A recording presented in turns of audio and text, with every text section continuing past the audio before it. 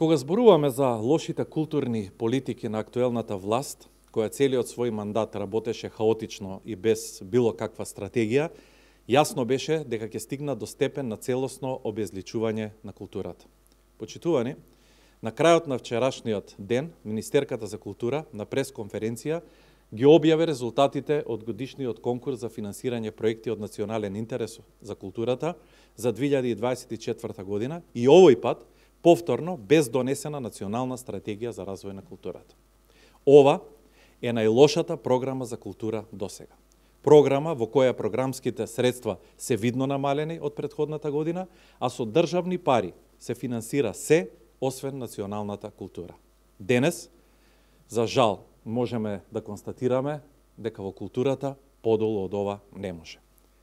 Во своите секојдневни настапи, вклучително и на вчерашниот прес, Министерката, иако вети, повторно не ги објави имињата на скапо платените комисии кои очигледно служат за нејзино покритие на оваа катастрофална програма.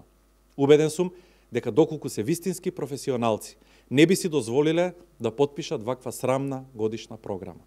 А фактите во годишната програма за финансирање на проекти од национален интерес за 2024 година говорат дека доделени се огромни буџетски средства на сосема анонимни лица, здруженија на граѓани, кои се формирани за една употреба, манифестации за кои досега не сме слушнале, додека долгогодишни реномирани фестивали и манифестации едвај и прашање дали ќе преживеат.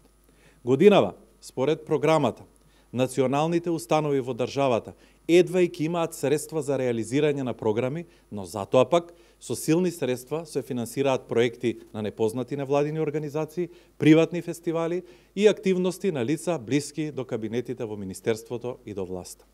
Евидентно е дека при разгледувањето на проектите не е спроведен процес на бодување и валоризирање според утврдените критериуми, туку паушално се одредувани категориите и бодовите. Па имате безброј примери, како што на пример е овој, со Унијата на македонските професионални асоциации во креативните индустрии, кој за проектот Меѓународен форум на креативни индустрии добил помалку средства од физичко лице, кое се разбира со граѓанка на Министерката, за проектот Азбучен споменар, за кој Министерството, замислете, дало повеќе од 1.100.000 денари, народни пари. И тоа не е се. Лица се јавуваат како управители на повеќе правни субјекти, распределени во повеќе дејности. Па од тука, акумулираните средства кај некој од нив надминуваат и повеќе од 3,5 милиони денари. Со ова се потврдува фактот дека власта им ја скрои капата на националните установи и планира да им стави клуч. Има ли некој кој може да ја разбере оваа погубна стратегија на Министерството за култура, односно власта, која сега во исто време обзнанува дека во културата нема веќе пари, а предизборно реализира околу 300 нови вработувања во установите. И епилогот од сето ова е дека Министерството ќе ги финансира само платите на вработените, а при тоа безмилосно ќе ги финансира шарените револуционери, кои дополнително и си ги вработи во истите тие институции. Веројатно на скандалите им нема крај, па во програмата ќе прочитате дека нашите граѓани, односно Македонското Министерство за култура, одобри пари за да финансира драмски фестивал во друга земја, во Косово. Повторувам, реализација на фестивал во Косово за кој се одобрени неверојатни 30.000 евра. А наспроти тоа, учествата на меѓународни фестивали на сите останати театри во странство се поддржани со речиси 10 пати помали износи. Министерке, дали на крајот на својот неславен мандат се обидувате да го покриете споменот на шарената револуција со кој ги испоганивте буквално сите споменици кои символизираа македонската независност и борба за слобода, а самите не подигнавте ниту еден единствен.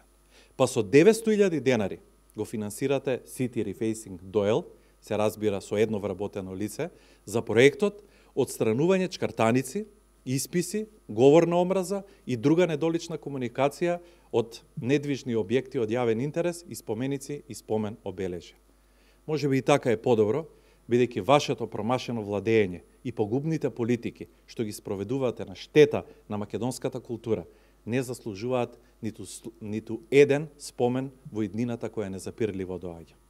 а годините на вашето владење ќе бидат само празни страници, фрлени на буништето на македонската култура. Каков тажен крај за оваа неспособна власт, која не успеа за цели 7 години да доврши барем еден од објектите кои им беа натацна оставени од ВМРО ДПМН. Годишната програма изобилува со сомнителни проекти кои се премногу за овој прес. Очекувајте во наредните денови, јас лично и Комисијата за култура на ВМРО ДПМН да обзнаниме повеќе детали, бидејќи сите наши индиции укажуваат дека под превезот на националниот интерес се крие всушност личниот интерес. Благодарам.